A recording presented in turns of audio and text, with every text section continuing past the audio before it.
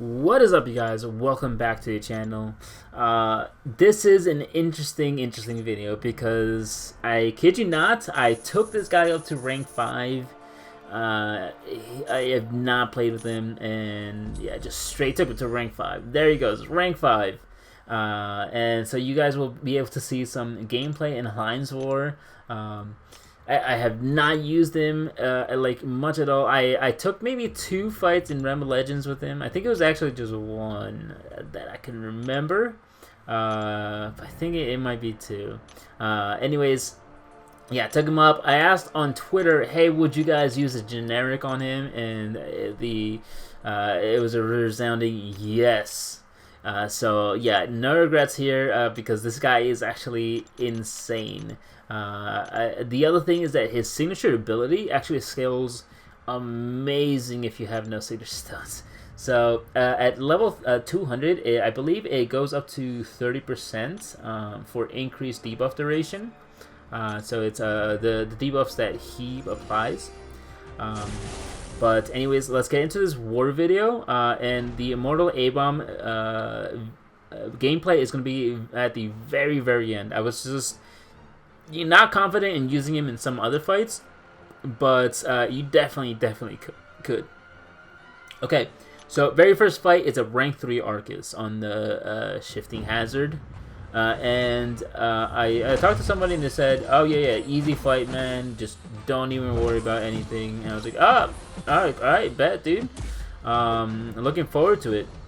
And little did I know, he used a rank 3 versus probably a 5-star is my guess. I threw my SP2 and 6 poisons on me.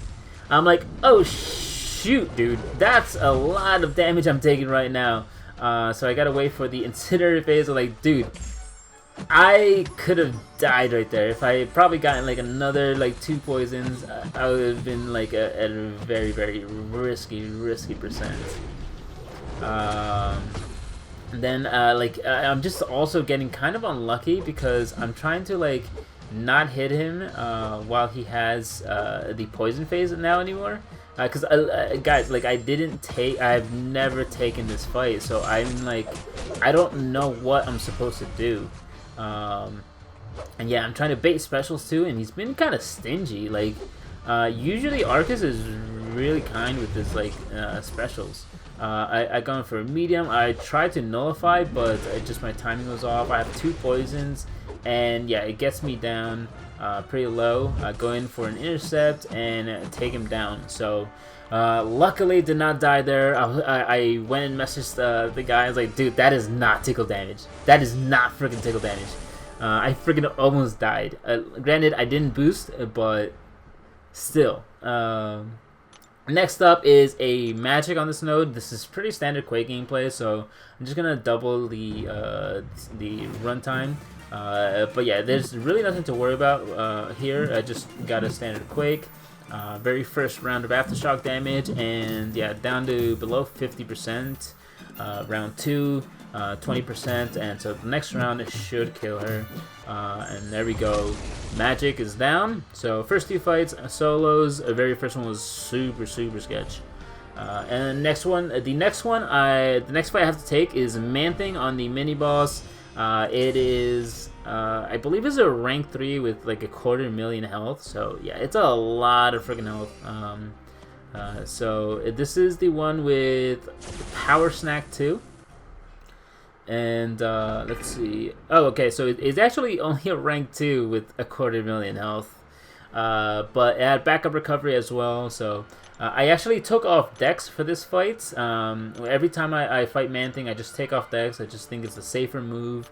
Don't have to worry about like if I accidentally parry or anything. Even though it's not stubborn, I just much rather use parry method just because it's safer. You get more aftershocks on them because they're stunned during that time as well. So I just think it's just a safer move to make. I don't care too much about how much damage I take because at the end of the day, if you survive and you don't die, then that's a win for me.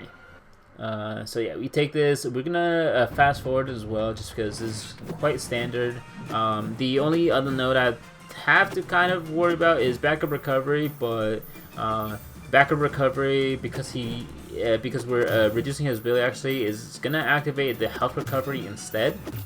And I was actually pleasantly surprised with how much damage we were doing on this man thing. And as you can see, backup recovery kicks in, and he actually heals a solid chunk of health. So it's kind of demoralizing when you see how much health they're healing. But we're only a minute in, so yeah, we're dealing a good amount of damage to this guy. So yeah, pleasantly surprised with how fast this matchup actually went, considering it was a 250,000 health plus like 20% health too that he regened. So yeah, we did really good. So this is probably around 300k health in just under 2 minutes. So yeah, really solid fight. Then someone else took this fight and the next fight. The next fight we have is this Platinum Pool and Immortal ABOM. Platinum Pool, I was a little iffy. I actually went and read up on his abilities because someone else had died to him, and so I was like, okay, if someone else died to him, it's very possible that I could die to him as well. So I read up on his abilities. The only there was 2 abilities I believe I had to worry about. One of them was called Blood Drive. I believe that's what it's called. And essentially, if I am bleeding, then he has the ability to bleed me through any kind of form of contact, whether it's into my block or just to my face. So I had to watch out for that. The other ability that I had to watch out for was the power gain that he can get. It's a very slow power gain, but even still, it's a power gain I have to watch out for, just in case he gets to an SP1 and I'm holding heavy. He can throw an SP1 into my face, which will stun, and then he could combo me, and then I could die. So as you can see, he can get 3 random cards, and the first one he gets is he gets a health boost. He gets payback. Payback doesn't really matter too much, but the blood drive does, because I'm running half suicides. Yeah, so he can bleed me. Then I tried to get an intercept. He doesn't really fight into he doesn't dash into me, so I don't get the first intercept. I get an intercept without the concussion on, so I'm like, okay, now I have to wait. Go and yeah, hold my heavy, wait till the stun is almost done. Then again, he doesn't. I don't get the intercept, so I'm like, okay, now I have to wait. Now I have 5 aftershocks. Go in for an intercept, and finally I get it off. Just gotta wait for him to throw his special one, and there we're good. So essentially what I did there, for those of you that have not seen me fight the ebb and flow nodes, is that with Quake, or with any champion that has a concussion, that can a reliable concussion, I guess, if you take down the node while they have a concussion on, it'll never come back. So that's what I'm doing here. So if it was on the ebb and flow knockdown, then that one's even easier than this intercept one. And just Quake is so safe for this too. So with the knockdown one, basically once they have concussion, like the aftershock expires, you heavy them, and it never comes back.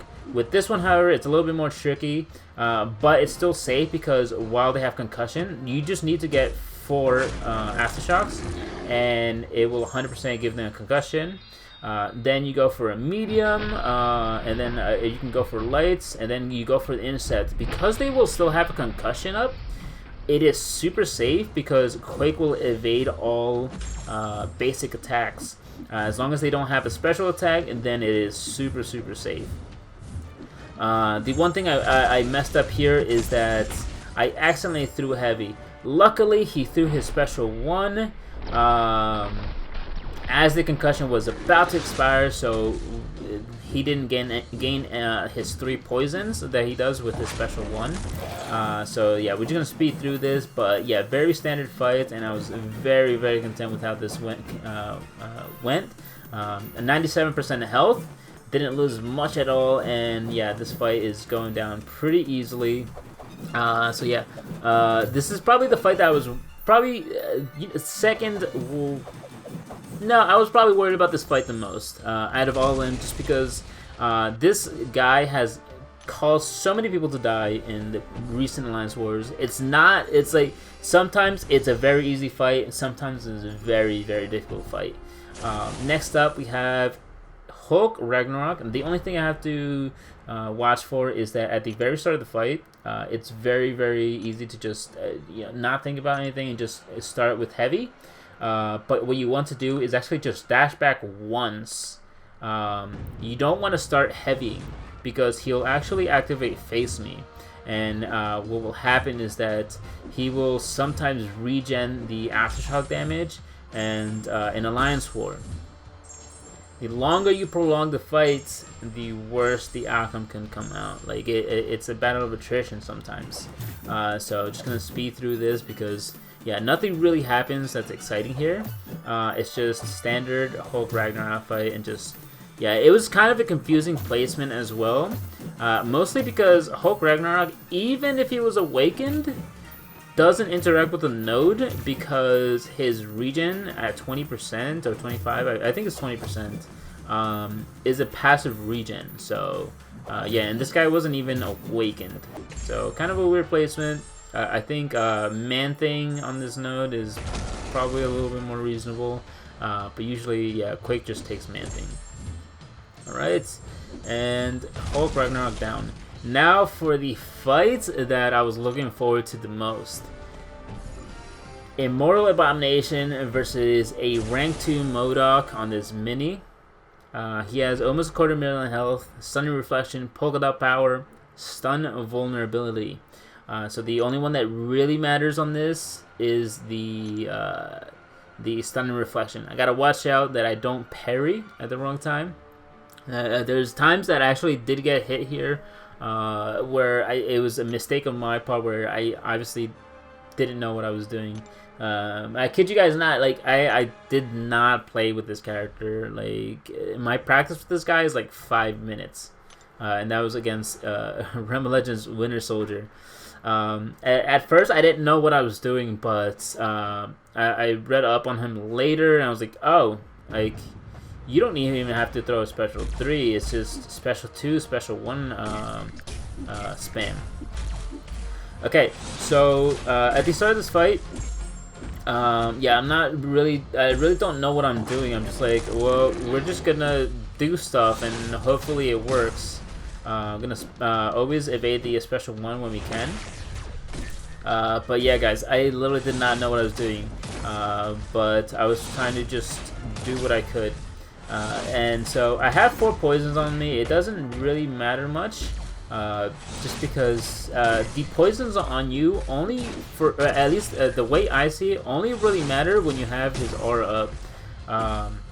And I'll show you guys in a bit, but I throw my special 3. It will cause him to get an acid burn on him, but it's not really it's not what you're looking for in Immortal ABOM. Immortal ABOM's cycle is special 2, special 1. So when he has acid burn, I am unblockable, but yeah, for this fight, it's not a huge deal at the moment. Again, basically, I want to hit into his block. It has a chance to poison him. I want to also evade his special 1. Right now, I can hit into him a couple times. I just never finished my combo though. And yeah, just looking to get a poison on him, just to take down the shield. And it's there's just no poisons. I'm like, come on, and finally get a poison. 2 poisons. All right, we're good. He still has obviously his auto block ability, but you guys will see that like we are 2 minutes in, and he's still at half health. I'm like, okay, we need to make something happen. And so basically, what I end up doing is I throw my special deck. I hit into his auto block, throw the SP2. This is where the damage comes in. So with the SP2, you activate aura. It uses your poisons that you stack on yourself to pause your aura. And while you have your aura, you're just stacking tons of poisons on him. And yeah, this ability, it's so insane. So I can see in like 30 seconds, we like melted this guy. And yeah, he's down. 30 seconds for like 125,000 health. Just it's so insane. It's basically a special 2, a special 1. That's all you gotta know. Anyways, guys, hope you guys enjoyed, and I will catch you guys in the next one. Take care.